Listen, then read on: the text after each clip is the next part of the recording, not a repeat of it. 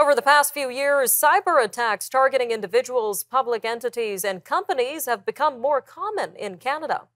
And the criminals behind these attacks are getting more creative. Just last week, news broke that cybercriminals were capitalizing on the hype around the Barbie movie. They did this by posting scam links or sending phishing emails claiming to offer tickets. And while Canadians are certainly aware that cyber attacks are more frequent, we're often left in the dark when it comes to some very important questions, which include who these criminals are attacking and why, what they're specifically looking for, and where these attacks are coming from. Well, joining us now is Temur Durrani, technology reporter with the Globe and Mail. Sir, welcome to Forum Daily. Thank you. Thanks for having me. Now, obviously, there are some very high-profile cases where businesses have been targeted in Canada, but exactly how many businesses in Canada report either attempted or successful cyber attacks? Well, data is out there. There's a lot of it. StatsCan actually hasn't been collecting as much since 2021. So the earliest that we have on a national basis from the government side is that 1 in 5 businesses, they took a poll of about 12,000 businesses of all different sizes, and they found 1 in 5 businesses were affected as of that year. Now, since that year, of course, MasterCard and a number of different other private firms have also found a lot of data, and they suggest that 1 in 3 is where we're at now. So at least 1 in 3 businesses have been affected. What's quite interesting about this is that not every business actually ends up reporting to the authorities. So all of these numbers are actually all based on whether they've actually in fact reported or not. And so a lot of businesses, for a number of different reasons, whether that's any stigma associated with a cybercrime, and they're worried about whether they're going to get that data back or not if they report, and for those different reasons they end up not actually letting the authorities know about it, and therefore we don't get to know about it either. And what exactly are these hackers trying to achieve through these attacks? Is it just for financial gain, or is there something deeper behind the collection of personal data?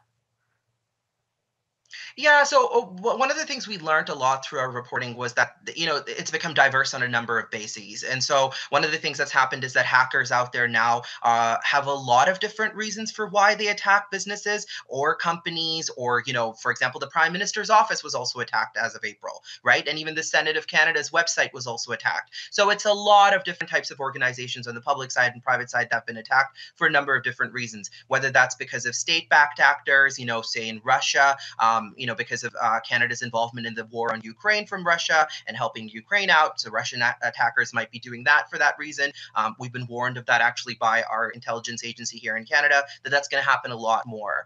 But then there's obviously all sorts of other reasons why, for something called hacktivists, we found out is really an interesting new thing that's happening where, companies are targeted based on these different activist groups wanting to review and embarrass their and things like that to make them public.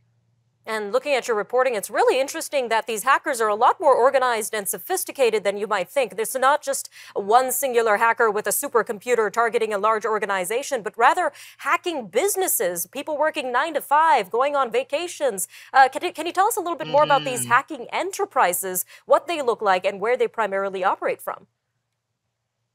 Yeah, so when we started this reporting for the Globe, this started really all in February when we all heard of that big high-profile case with Indigo, which is, of course, Canada's largest bookstore chain, and so a very prominent retailer. Our reporting started around that, and we started asking ourselves a big picture question. We hear about these hacks over and over again. Why is it that they keep getting away with it? And that was the big question that we started to we approached it on a big picture. We started from Indigo, we found out whatever we could about it, and then we zoomed out of it from there. And so from there, we wanted to find out, what exactly these hackers look like. And so we talked to about over 3 dozen people, close to about 40 people by the end almost.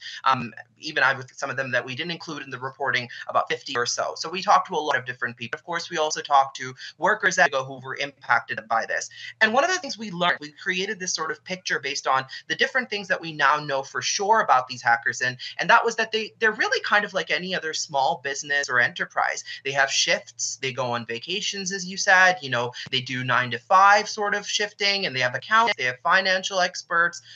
They make as a whole, based on numbers that we've seen, again, it's really hard to verify these numbers for what this market actually looks like because, criminals aren't exactly going to tell you how much money they're making. So what, the industry says that they've made is about US $1.5 trillion every year since at least last year, right? And so it's a lot of money being funneled into these crimes. And that's why they're very sophisticated. They have different organization levels, bosses, hotlines that have untraceable calls. Their clientele extends beyond just one type of sort of enterprise, and they're very sophisticated in the way that they also aren't just exactly hacking enterprises in of themselves, but they're ransomware operations that lease out their software to other people to also do hacking of their own.